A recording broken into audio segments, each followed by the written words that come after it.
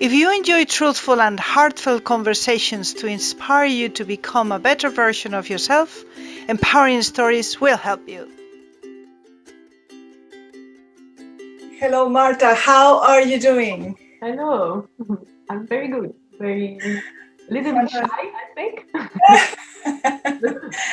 I'm delighted to have you in the program. I met Marta through another friend, Stephanie, who's a beautiful person, and you would have seen her in a previous video.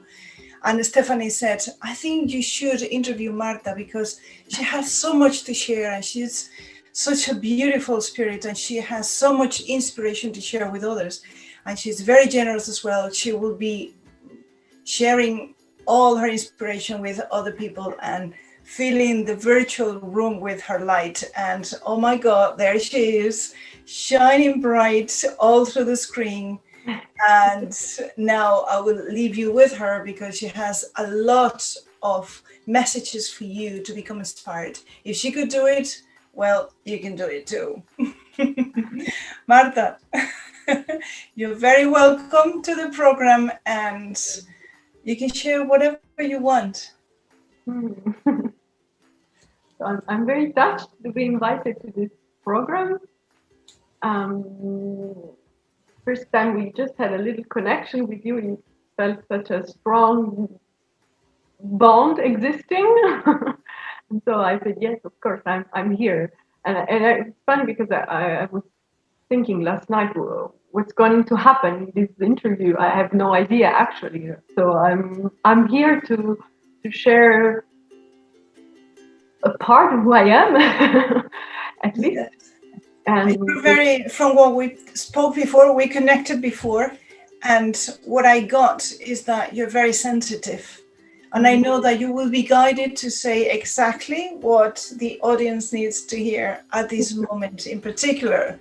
Therefore, just relax, let the goddess take over you and just speak. Yeah? Okay.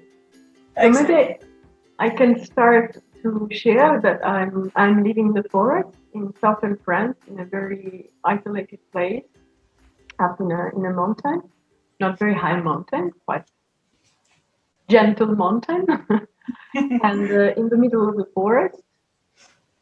And that is for me a way to express who who really, what really inspired me. It's a place I've been called to go years ago, and when I met this magical place, I decided that this is where I have to be. And it has been a coming and going actually, and I think for me it's a reflection of how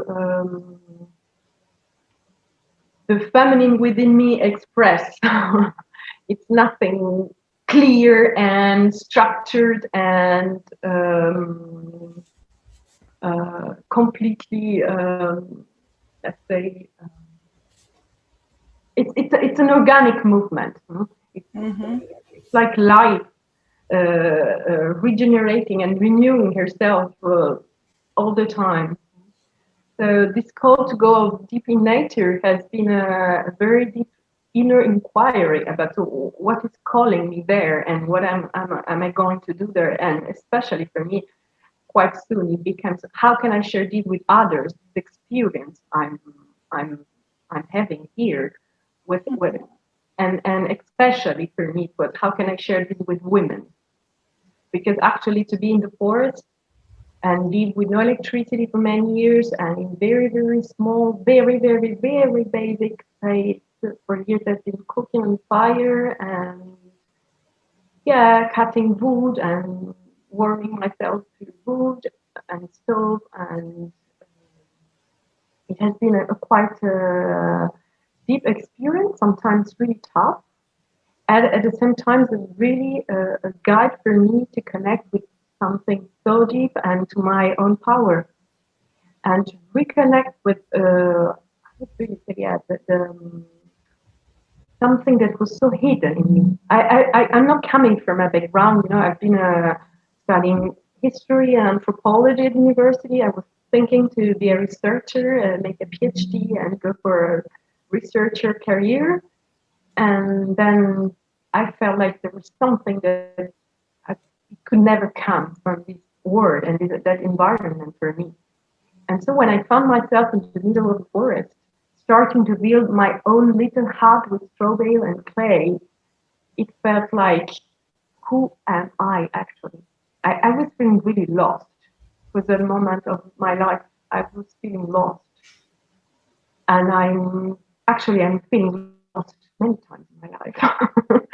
But in that time, it felt to reconnect to something that no one had never taught me and never even showed me that I was deeply connected with. So it was just an inner discovery, an inner appearance, something that was emerging very deeply from within.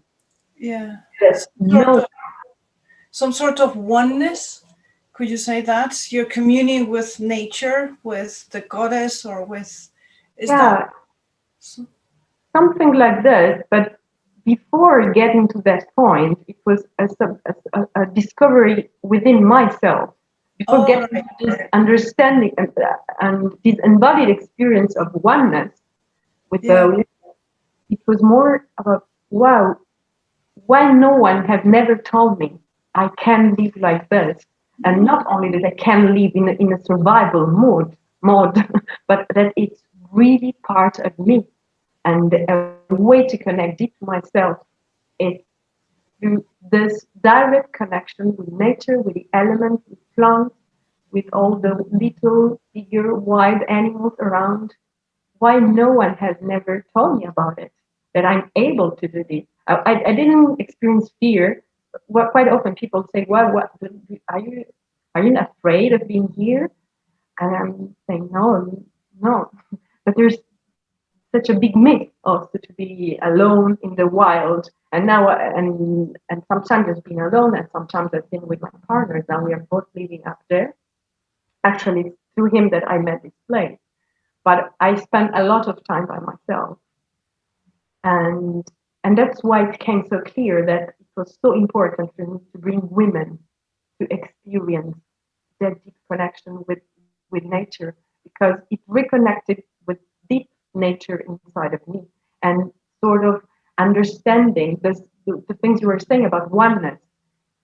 That oneness came through the reconnection with my own nature, a sort of understanding that there's no difference, that the idea of being in nature is separating myself from nature. What about if I Yeah. find nature deeply in myself and understand oneness?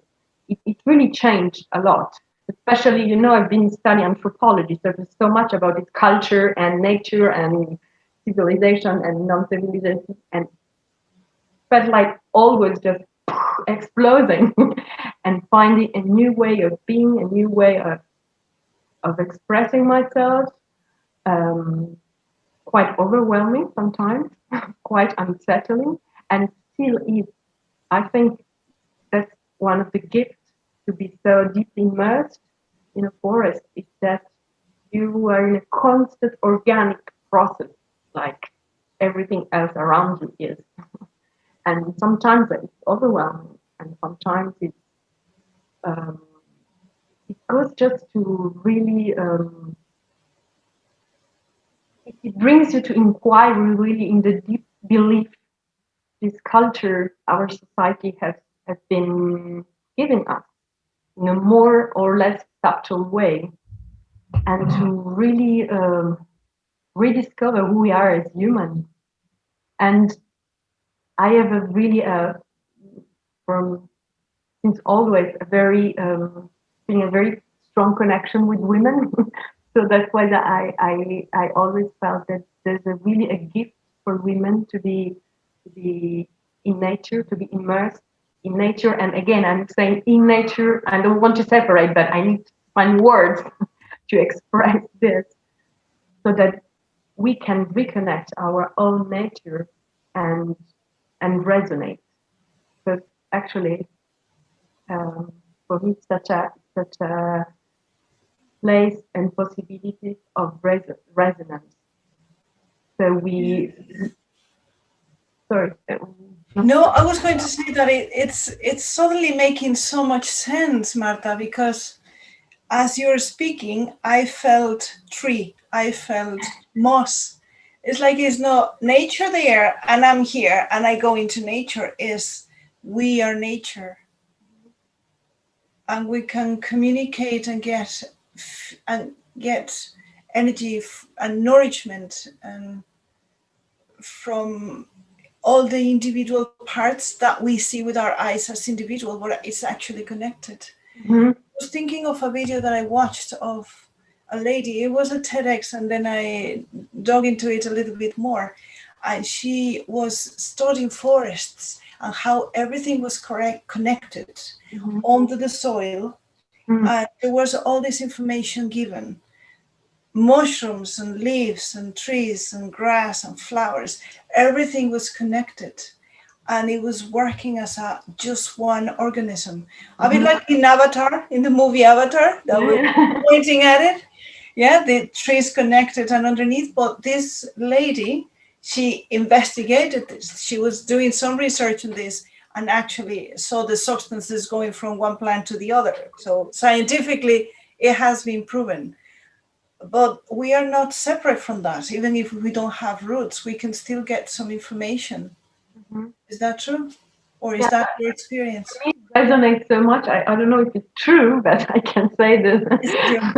What you are saying resonates with my experience, and of course, it's a belief also.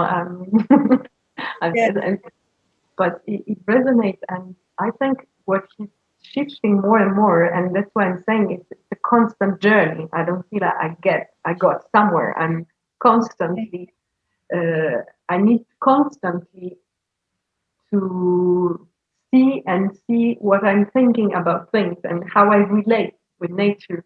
We are planting many trees and really going very deep in a sort of trying to regenerate the soil, because it's a very depending on where you look at things, it can seem like a very rich forest, but on some level there's a really a problem of desertification on the land. So we're really working on the regeneration of the soil, and the more we are in connection with this, the more we understand that we have to go through again and again our way of doing things, and most of the feedbacks are coming directly from the earth and from all the living beings that are part of the earth. And I'm speaking from earthworms to big hundreds of year chestnut trees, or so it's really considering them sentient beings that have a way to relate to you if you just can be quiet and stay inside and listen and ask. And so it's a sort of understanding. For me, it's a learning process of how to listen to it, how to listen to my mind, to separate my mind from what might be true actually, and especially how I can perceive very deeply from my heart and my womb what actually this surrounding is whispering to me. Sometimes it's not whispering, sometimes it's screaming. And I'm not able to hear. That's beautiful. Yeah, when you talked about your womb, Earth is our Mother Earth, and as above is below, and we're fractals. So it all makes sense the way you say it. It all makes sense because we're fractals. We have a womb as women, but men also have this power of creating life. It's just complementary. Not complementary. Sorry, complementary. That complements each other, not for free. Complements each other, and generation is there, and regeneration, and also the wheel of life of coming and going and learning and sharing, and it can be done in peace and in flow, or we can go against it. Sure. And we can have this attitude that we have had, I think, historically as humans on Earth, of the idea of being the one that are allowed and have the right to manipulate everything else around us. When we start to shift paradigm and start to consider subject, everything a subject instead of object, I think something is completely different. And I'm saying this because it's my deep belief, but I'm saying at the same time I'm in a learning process. I'm not there. I'm understanding it more and more, and I'm touched and sometimes really overwhelmed. I had a very, very tough winter, to be completely sincere, because my living condition are really quite hard still. I'm improving it, but it goes slow, and the actual situation is not helping to go faster. And and I really know that parts of this very tough winter I've been going through, it has been because there's something of whose experience, deep experience with nature that are really, um, making the whole building on myself trembling again. It's not the first time I'm completely trembling, but still, I'm still trembling. Yes, yes. I'm thinking, Marta, it's fantastic to be in the forest, surrounded by nature. That's fantastic. However, many women, many men, they live in apartments in a small city or in a big city, a tiny town, whatever it is. How can we turn our energy into what's nurturing? Because living in a block of apartments surrounded by lots of wires and bricks and stuff is probably not so nurturing, and eating from a carton or from something wrapped in plastic, just the composition chemically is just different, let alone all the energy and all the air and water flowing freely instead of in the pipes, with 90-degree angles that gets water angry even, or sad at least. How can we reconnect and recharge ourselves and live peacefully or in communion with our feminine nature in a town, in a city? How can we do that? Well, I'm not sure I have an answer. I can. What I was thinking, say at the beginning, is that I made this life choice. So it's and maybe in 10 years I will rediscuss it. I have no idea, but so for me, what I was saying at the beginning is that this experience helped me to reconnect with my own nature deeply, deeply in my body. So I think what you're speaking about is mainly because there's no difference at a certain level for me, as I was Yeah, saying, in that nature outside and inner nature inside. For yeah, me, it's so precious and is to find spaces and ways to reconnect with this nature inside. And and I know it's not easy. I've been living in big cities, even in very big, big, big cities in South America for a while. And so, I mean, I know the cement and I know what it is and what it means to me. But I think if we listen to our body, if we reconnect deeply to our body, everything is there. I personally, to be, as you said, I can share about my life. I think one of the way that brought me before going to live in the forest to reconnect with my own nature and my body was my menstrual cycle and the extreme pain I've been going through my menstrual cycle. And so I think every kind of also like pain like this or sometimes disease or anything that our body is showing us, it's also a way to reconnect with our own nature and with nature outside. Yeah. I mean, Yeah. this big thing.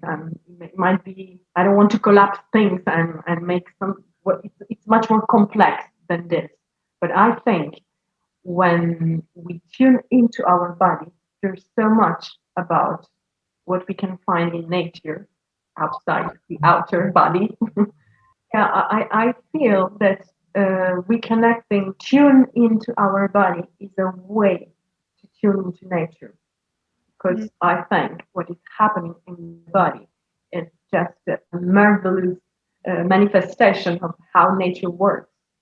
And I think Yeah. what might be, it can be so sad for me, especially working with women, is to see sometimes to witness how hard it is for women for many reasons.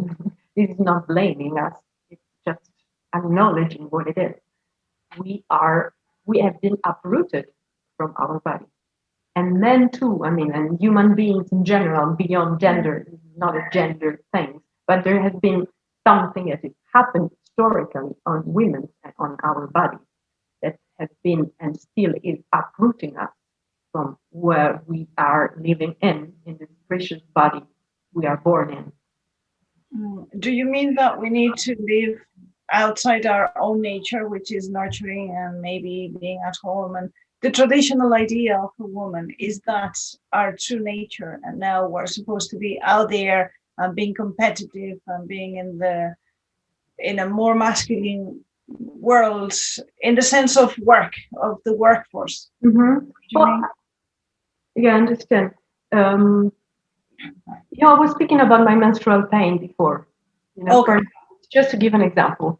Yes. So, Yes. okay, so how many women have to deal with their menstrual pain still nowadays, hiding it, either being ashamed of, either receiving so many negative input about it, or feeling like, oh, but that's nothing. I mean, I've heard many women telling me when I was saying that I was suffering so much that they could not even understand because they never were bothered by menstrual cycle. So it was really, is it really true, or you are doing this to take some attention, or so this is for me, and it's just a small example, but it's not so small if you think that all women working on this earth, at least it's not true because there are some women that have no uterus. So let's say people born in a female body hmm, and that have a uterus. So it's a lot of millions of people working on this earth in that condition that have no possibility to fully experience these 5 days per month for many years of menstruation, which is something which is not just a physiological process, it's something that touches deeply on emotional, mental, and for the one that believe in the spiritual world, also from our spiritual connection. So for me, how many women are forced to live out of that process? Yeah. That's true. So isn't it this a way to uproot us from our deep Yeah. center? Completely. Yeah. I remember days when all my body wanted was to curl up and be in bed and just be there with myself and go through the process just being there. But what did I do? Tablet, go to work, man up. And the Yeah. same we can say about, for me, I mean, this is so touching for me because I'm seeing how many women are doing this. And once again, it's not about blaming anyone because we are living in this world and this is what it is. But for me, it's a clear way that where we are uprooted from where we are. And we can speak also about like the pill, how this hormonal treatment that can go for some women. I'm seeing women that start their pill at 14 years old and ended up around 47, 48, but nearly never had a cycle, a normal physiological menstrual cycle. Yeah. So isn't it just a way to uproot women from their own body experience. Yeah. And of course, we are opening a big thing, because as if we start to see menstrual cycle not just like a physiological process, if you are open to the fact that what is happening on a physiological body level is affecting all the other levels of our being, if it's okay to see things in this way, we open a big space of inquiry. If we just separate our body from our mind, from our emotions, to go towards another way, and what I'm saying doesn't make any sense. Yeah, I completely agree with that. When we live, oh, I cannot feel that way. I cannot have a pain. I can't afford to be in bed for one day because whatever it is, then there's a lack of congruency. And yeah, then we are operating instead of from love or from that place of coherence, at least we're operating from a sense of duty, of have to. And that's very disempowering. And we can be doing that for years and years. And we don't even realize that that's what we're doing. And we're passing that to the next generation as well. With duty over being, duty over happiness. And out of our body.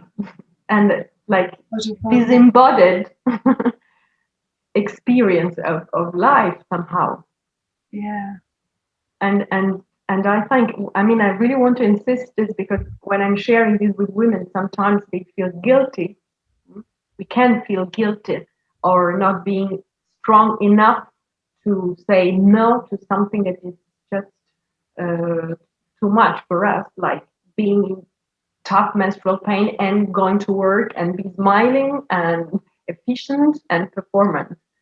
So I think that I know that we can feel so guilty, because we have no way to do it different. And I think it's just not about us. It's about a whole system that doesn't take into consideration this. And I think we can do exactly, I mean, not exactly the same, but I think that men are touched by the same phenomena in another way.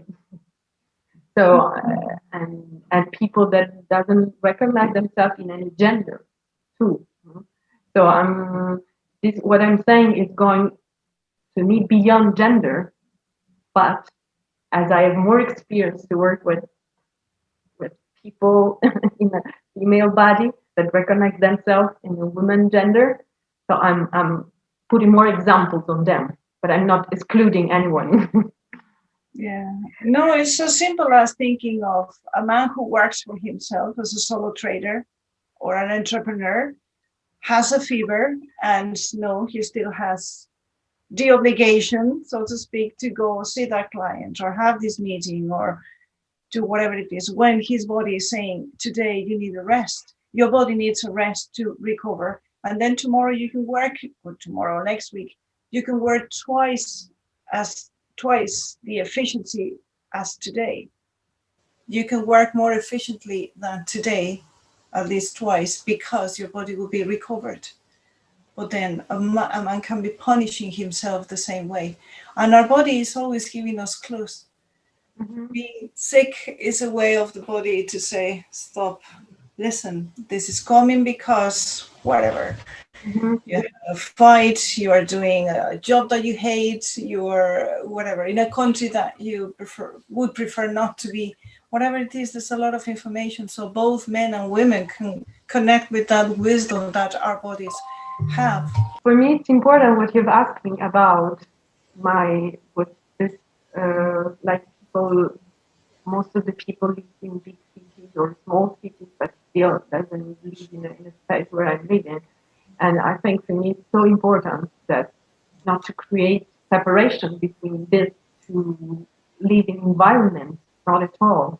For me, it's so important that, so my idea is to more and more have people coming and staying and sharing space with us, but also to share this with me moving and share this with people that doesn't have maybe not even the possibility to come and spend life there.